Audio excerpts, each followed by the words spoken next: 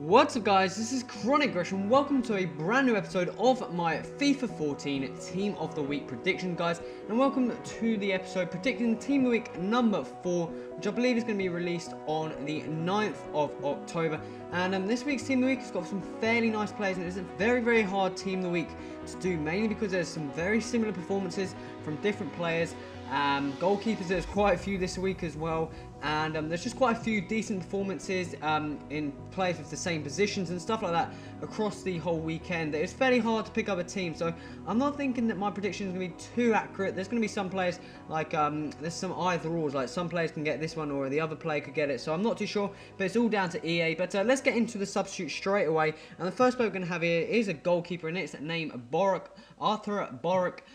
The Polish keeper plays for Southampton, and he had such an amazing game against Swansea for Southampton, making 7 saves, got a clean sheet as well as man of the match in Southampton's 2-0 win at the weekend. Southampton doing extremely well in the Barclays Premier League so far. Moving on to the next player, we've got a bronze player, and this player is called Ngala. I do believe he plays for Portsmouth in the Football League 2, and he went and scored 2 goals, I believe as a centre-back. I'm not 100% sure on that one. 2 goals and got a clean sheet in their 3-0 win over Rochdale at the weekend. Moving on to the next player, we've already got another bronze player, and that is Janovic, the Belgium. Well, he can play for a number of nationalities, but he's got Belgium card on FIFA for 14. Sorry, playing as a left mid actually in Manchester United versus Sunderland, and this guy debut 2 goals to get Manchester United the full 3 points, and some fairly nice goals as well.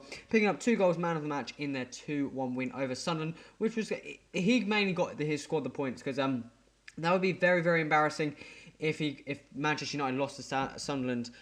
Moving on to the next player, moving on to the Silvers, we've got a player called Mashmati. I'm not too sure how you pronounce this. Let me quickly see it. He is a South African centre-back here, Tifu Mashmate. I'm not too sure. He plays for Kaizer Chiefs, and he scored 2 goals in, I do believe, their 2-0 win, picking up a clean sheet as well. But however, it was a League Cup game, so I'm not 100% sure on if they will count that. But 2 goals from any centre-back is fairly impressive. Moving on to the next player, another silver player, we've got Camilo or Savenzo. He's under a different number of names, as you can see there. Plays for Vancouver Whitecaps in the MLS. Had a fantastic season last season, and had a quite good start this season as well. Picking up 2 goals in their 2-2 draw. I'm not too sure on the opposition squad, but picking up 2 goals, got man of the match as well as player of the week in the MLS, meaning I bet he will get an informed card. It's most likely. They normally take the player of every MLS week, sometimes depending on their overall performance. Moving on to the next player, got another silver player under the name of Lassoga. I'm not too sure how you pronounce that whatsoever. German player, plays for Hamburg. Not the only Hamburg player in this squad, but this guy picked up 3 goals as well as the man of the match, I do believe, in Hamburg's 3-0 win over Augsburg, I do believe. I'm not 100% sure on that team. And moving on to the final player on the subs bench, we've got a goal player under the name of Konstantinos Michailou. Plays for Olympiacos in the Hellas Liga, and this guy picked up 3 goals and an assist in Olympiacos' 6-0 win at the weekend. Already got an inform, so this would be his second inform if he was to pick it up. But let's move in to the starting 11, playing the 3-4-1-2 formation as always. And we're going to start off with in goal, we got Stegen, the Borussia Mönchengladbach keeper. I'm not too sure if that is the actual name of pronouncing the squad, but this guy picked up a clean sheet against Borussia Dortmund. This is picked up a clean sheet and 8 saves against one of the best teams in the Bundesliga.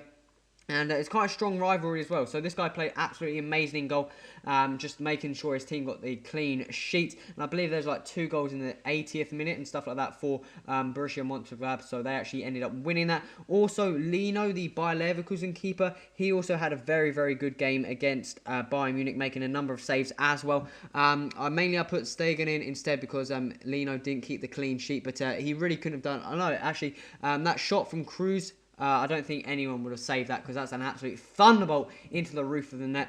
Moving on to the first defender, should we say. We got Yoshida, the Schalke right back, I think it is. I've spelled that completely wrong. But we got Yoshida, the right back, who I do believe plays for Schalke. Let me quickly... Oh my god. Yoshida, the right back, plays for Schalke. He picked up 2 assists in their 4-1 win. Didn't really pick up the clean, obviously didn't get the clean sheet, and also picked up a yellow card. I'm not too sure how much EA takes that into account, but 2 assists from any right back is fairly decent. Also believe Sazali, I think it is their striker, picking up 2 goals and the man of the match.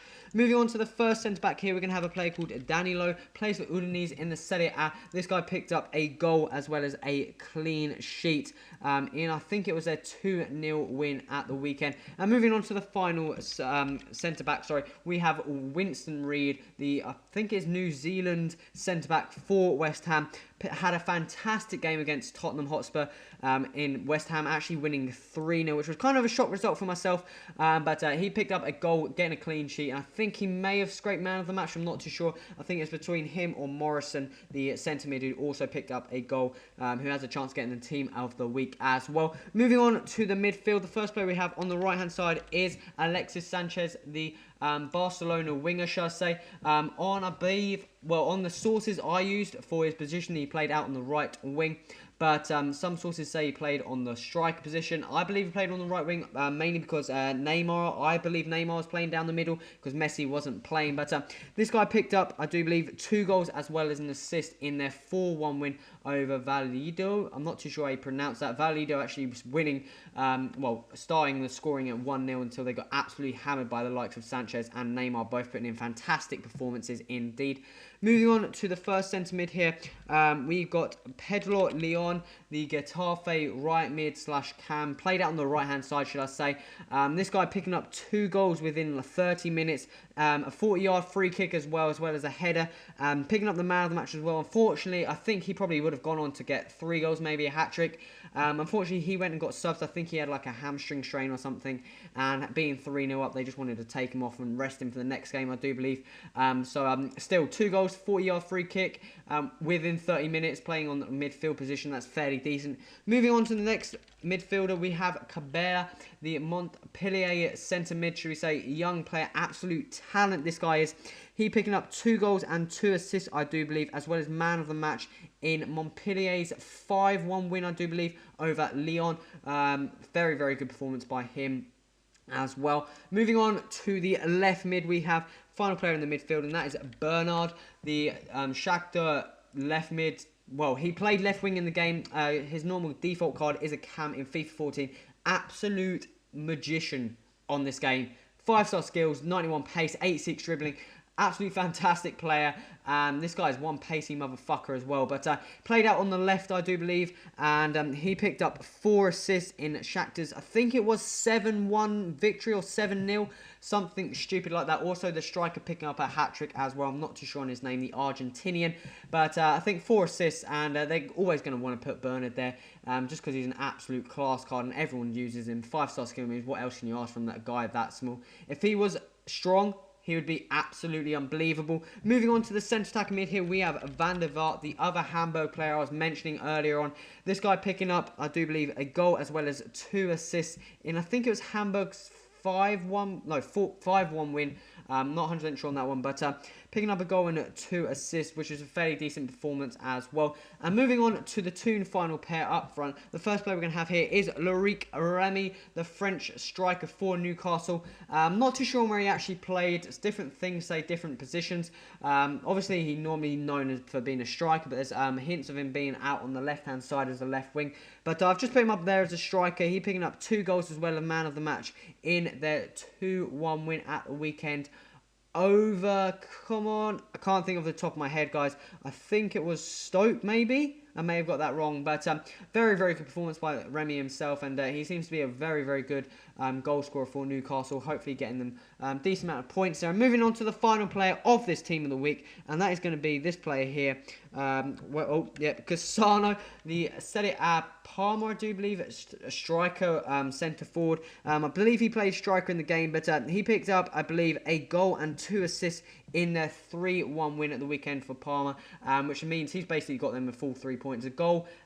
Basically, he's contributing every single goal there to make sure they get the full 3 points. There was also things I was thinking of Totti maybe. He picked up 2 goals, one being a penalty in their 3-0 win over Internazionale at the San Siro. So he could have been a possibility as well there. But I decided to go for Cassano because he got a goal as well as 2 assists, basically participating in the full 3 points Parma won at the weekend. But guys, this has come to the end of the episode.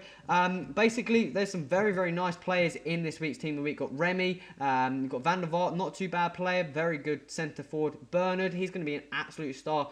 Even if he's a left winger, he'll go for quite a bit, I do believe. Cabela, very, very nice young player. Probably fairly cheap inform card. That could be fairly nice. Pedro Leon, depends on where he's placed. If he's placed out on the right, it may be not too much, but in the middle, he may go for a bit. I think he's got some fairly decent shooting. Sanchez, fantastic player. Yoshida, good for those silver squads. Winston Reid, very, very good centre-back. 73 pace, so fairly pacey. Just a fairly solid player there. And De Stegen, I'm thinking it's going to be the first Bundesliga goal inform keeper, so it'll be nice to see what he's like. But let me quickly flip over to the screen, which I should have done quite a bit ago.